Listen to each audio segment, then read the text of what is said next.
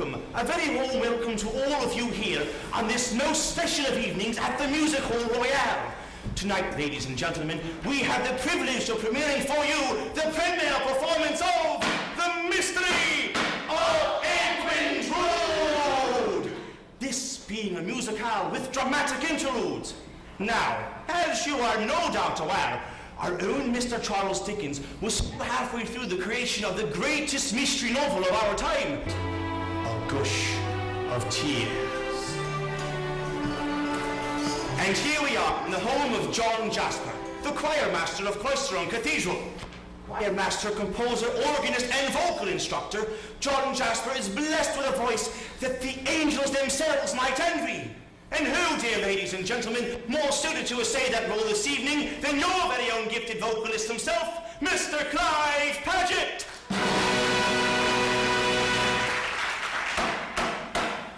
John Jasper is eager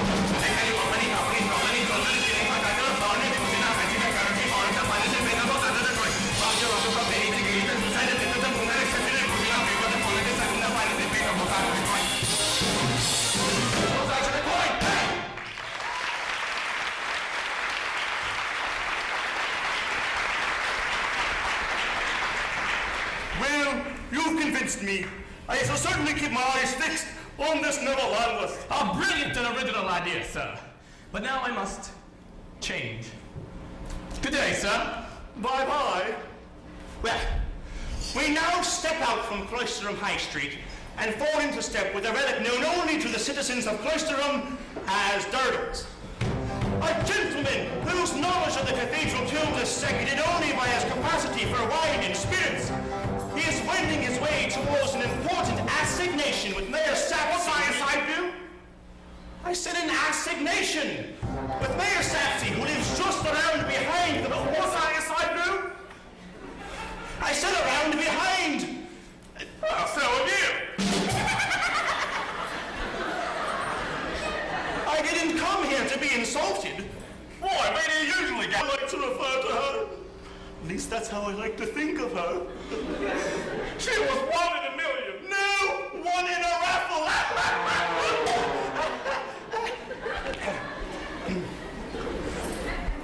But is my wife's tomb ready? Yes, Governor, the door's all ready for my inscribing. She'll be much happier once we move her from her temporary grave. No, it's not been at all damp, and the moles won't have been able to get to her for ages. No, there's not much you can do about the worms. I mean, they've already made a meal out of it. Yes, it's quite enough. Oh, but true is this thing, this boy. My protege, Squire. I'm a deputy. Hello, Governor. I put the lock on your script myself, I did. That's right. And I've got the keys right here. It'll be my pleasure to unlock that door and slide the old woman right in there tomorrow. Well, there's enough room in here for the whole royal family to have afternoon tea and crumpets. Yes, enough about tea and crumpets. That crypt of Cloisterham Cathedral.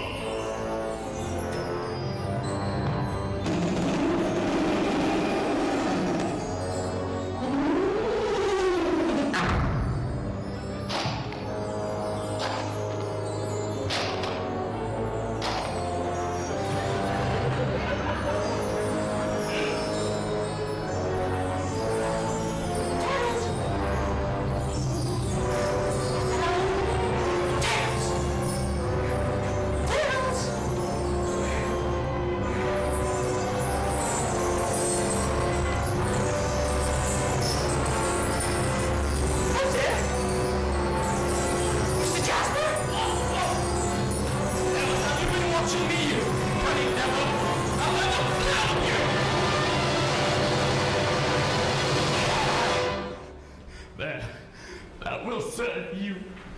God must be angry, Neville, not gods. We use the singular in England.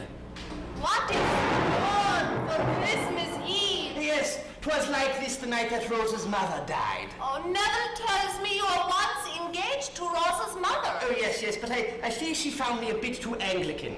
A bit too angular for her taste. And then, at a seaside party celebrating her 2nd anniversary, she suddenly slipped while walking unobserved along the cliffs and drowned in the embrace of the ungrateful waves. but enough. Let us follow Mr. Jasper's lead and forget our grievances with life and with each other over a sturdy Christmas dinner. I only pray you will forgive the meager merits of my humble table. Hello. Sorry we're late, but we've got Miss Todd, it is wondrous to see you again. Let me take your deeds. I had no idea you had taken on domestic staff. Oh, Edwin, Mr. Landless will take you seriously. Oh, no fear of that. Now, lads.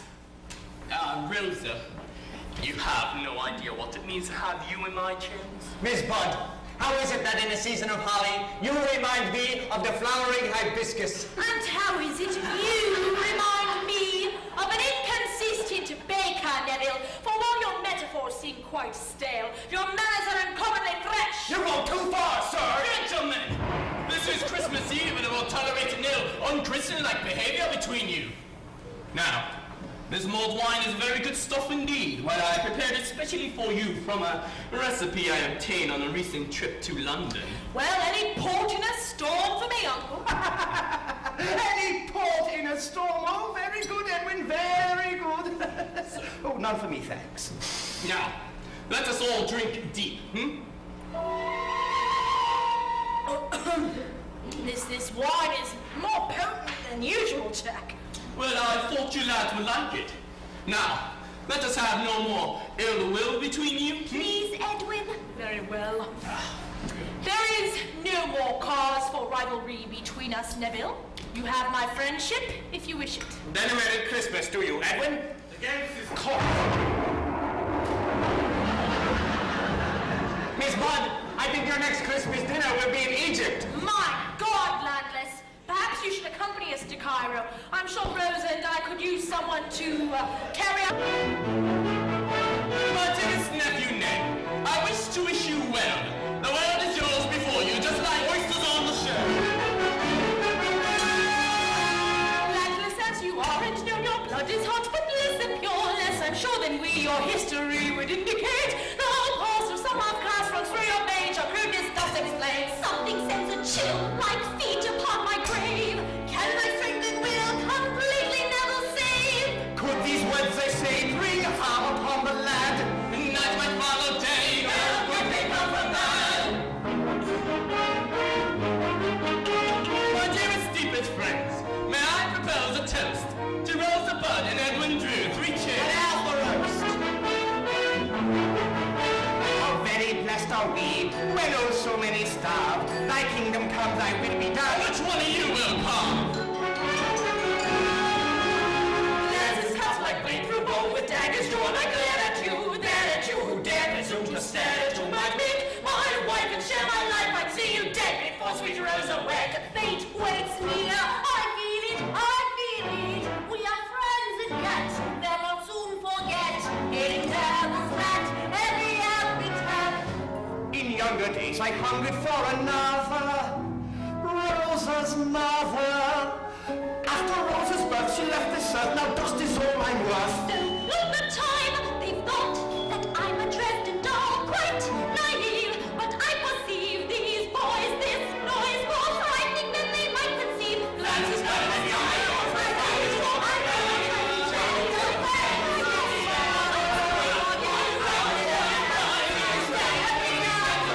With these new additions that may be revealed, murderous ambitions otherwise concealed. Though I knew I could, wouldn't you have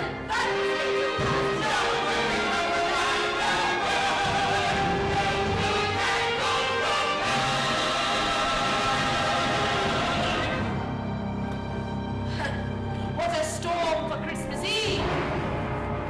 I must... Round of applause for our fully trained orchestra under the cryptic baton of Thomas Purcell.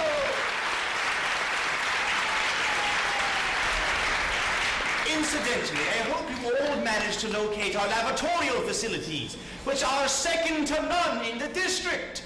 Well, as a matter of fact, there are none in the district. By the way, I hope that you're all enjoying tonight's modest efforts, because if you are, I heartily recommend that you return to this venue next week, when your music hall shall premiere its most ingenious work to date, Hamlet, Part 2. Well, I trust that we are all rested, relaxed, restored, renewed, and more I'm ready to conclude with what is certainly the most ambitious endeavor of your music hall to date. That of solving, by your vote shortly to be counted, the Mystery of Edwin Drood!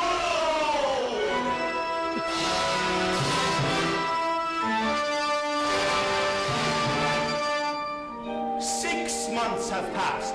An English summer is now in progress, and still there is to be found no trace of young Edwin Drood. But there are further developments. 2 inquiring sleuths are about to appear on the scene. One being the Princess Puffer, whom you have already met. The other being a detective, a man of mystery, who wears a bulky beard, a fulsome coat, in the name of Dick Datchery. Eh?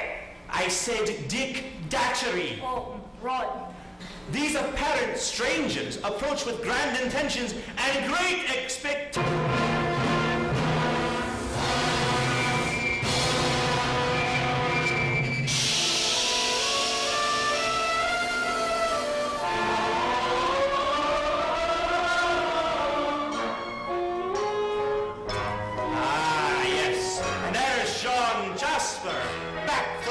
Treatment in London. And in his wake, note that among the many curious citizens of Cloisterham, that no 2 are more intently curious than these 2 sleuths. I'm on the track of a man in black. He disappeared before the spot. I'm on the scent of a resident. I'll check them well. Inspect the personnel. I'm led upon a double chase. Who's dead or born without a trace? This is a private investigation. Just when did you depart and where for on his destination? It's a private investigation. Who's vanished into where or vanished where and over it?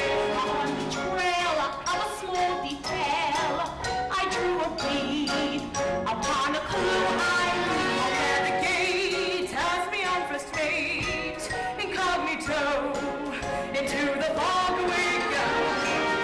Not a man of any means, a certain scan behind the scenes. This is a private investigation.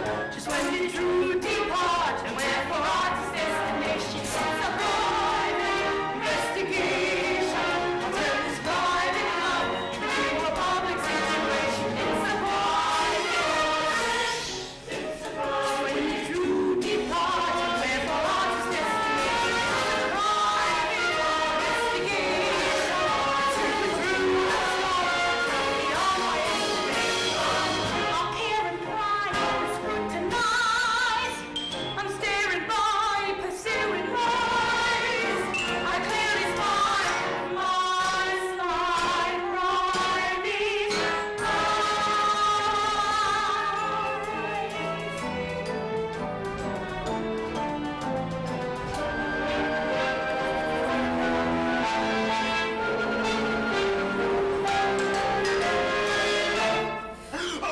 Diamond Chris Sparkle, there you are. All things bright and beautiful tonight, don't you think? Oh, yes, as if the stars were mere punches in the ceiling of earth through which heaven's light can be seen.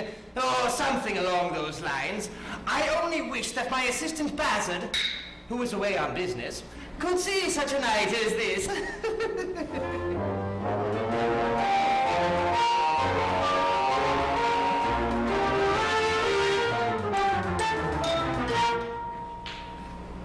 Hold on there, boy. Here's a face we've not seen before. Welcome to Fair Cloisterham, Captain.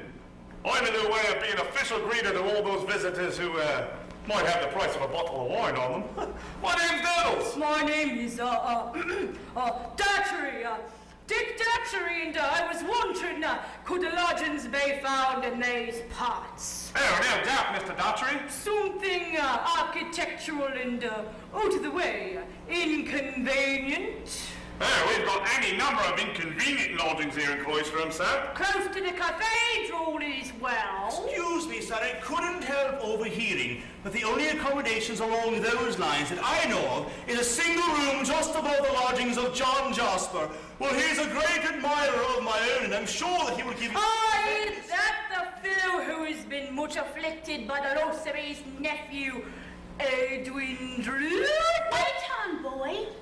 This much afflicted fellow, John Jasper, is he always dressed in mourning these days? That's the man, and you ain't gonna catch me going near him again. And why is that, boy? Cool's all ain't about getting choked and lifted off me blading legs on the... I find that most interesting.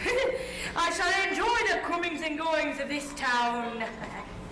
Oh, that man should speak to us, tell her.